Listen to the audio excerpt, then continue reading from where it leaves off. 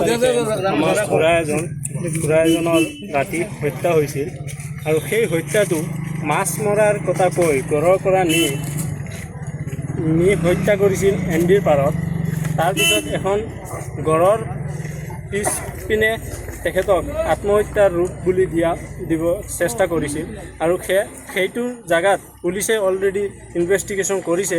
মুৰাজাৰ আৰক্ষী থানাৰ আমি 8-9 জনৰ ওপৰত সেইটো কেছ দিয়া হৈছিল আৰু আজি 2 মাহৰ পৰা অচি ডাঙৰীয়াই আৰু মুৰাজাৰ থানাৰ যিবিলাক অফিচাৰ আছে তেখেতলোকে অপ্ৰাণ চেষ্টা কৰি ফাইনেলি আমাৰ SP মহোদয় হোজাই ডিষ্ট্ৰিক্টৰ SP এডিশ্যনেল SP ছাৰে তেখেতক আকাশীগংগাৰ পৰা ধৰি আনিছে। সেইকাৰণে অকল সেইটো আমাৰ ঘৰৰ কাৰণেই যে সুখৰ কথা সেইটো নহয়, গোটা চাৰিংপাতাৰ গাঁও পঞ্চায়তৰ ৰাইজ সুখী হৈ আছে এই কামটোৰ কাৰণে আৰু গোটা চাৰিংপাতাৰ ৰাইজে ধন্যবাদ জনাইছে হোজাই জিলা SP এডিশ্যনেল SP ছাৰ আৰু আমাৰ মুৰাজাৰ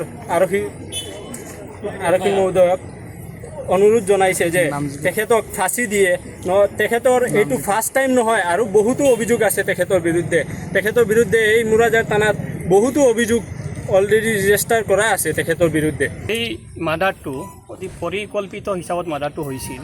আপোনালোকে নিশ্চয় ছ'চিয়েল মিডিয়া নিউজ মাধ্যমত খবৰ পাইছে।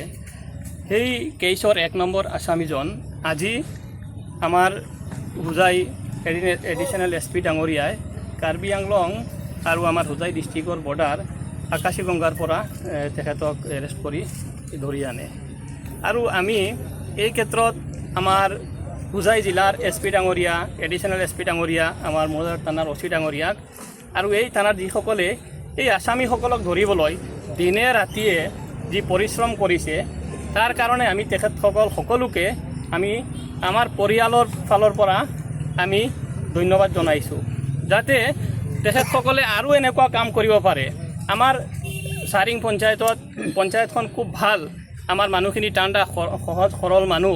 এই মানুহখিনিক কিছুমান দুষ্ট চক্ৰ, কিছুমান ডকাইত ৰূপী স্মগলাৰ ৰূপী কিছুমান মানুহে এই মানুহখিনিক বিপথে পৰিচালিত কৰিব বিচাৰিছে। গতিকে সেই মানুহখিনি আমাৰ গাঁৱৰ তথা আমাৰ এৰিয়াৰ সকলো মানুহে বিচাৰে যে অন্ততঃপক্ষে এই ডকাইত ৰূপী আৰু এই মাৰ্ডাৰী মানুহসকলক অতি শীঘ্ৰে পুলিচে তদন্ত কৰি আমাৰ ন্যায় আমি পাব লাগে।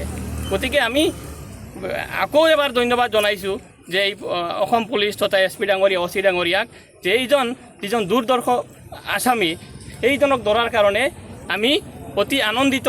আজি আমাৰ এৰিয়া তথা আমাৰ মানুহৰ মানে এটা আনন্দৰ দিন আমি ক'ব লাগিব। কি নাম আছিলে তেখেতৰ নামটো আপোনালোকে নিশ্চয় জানে, মামুন ৰচিদ। তেখেত মাষ্টাৰ মাইণ্ড, তেখেত নিজেই এই কেছটোৰ লগত তেখেত নিজে জড়িত ফিল্ডত, তেখেত নিজে মাৰ্ডাৰ কৰিছে। এইটো মাৰ্ডাৰে হৈছে ৰাতি ঘৰৰ পৰা ধৰি নি ৰাতি ঘৰৰ পৰা আহি তেখেতৰ পৰিয়ালক আহি পেলাই কৈছে আমি মাছ মাৰিব যাম, যিকেইজন আসামী নি পেলাই তেখেতসকলে এনডিৰ পাৰত এনডি নালা ইৰিগেশ্যন কেনেলৰ পাৰত তাতে মাৰ্ডাৰ কৰে। এই গোচৰত আৰু অভিযুক্ত আছে নেকি? আৰু আছে আৰু 8জন আছে। 10জন আছিল। 10জনত মানে আমাৰ সাক্ষী যিকেইজন আমাৰ সাক্ষী আছে তেখেতসকলে যিকেইজনক দেখিছে মানে চিনি পাইছে সেইকেইজনৰ সাক্ষীও দিয়া হৈছে আৰু সেইকেইজনৰ ওপৰত আমাৰ এই আইনীভাৱে যুঁজ চলি আছে। গতিকে আমি আপোনালোকেও এই প্ৰান্তত আমাক আহি পেলাই সহায় কৰাৰ কাৰণে আপোনালোককো আমি ধন্যবাদ জনাইছোঁ। যাতে আমাৰ সকলো ৰাইজৰ এটাই দাবী এই যে আসামীসকল এইসকলক যিকোনো খবৰৰ বাবে যোগাযোগ কৰক 7099017330 লগতে 7099017110 নম্বৰত।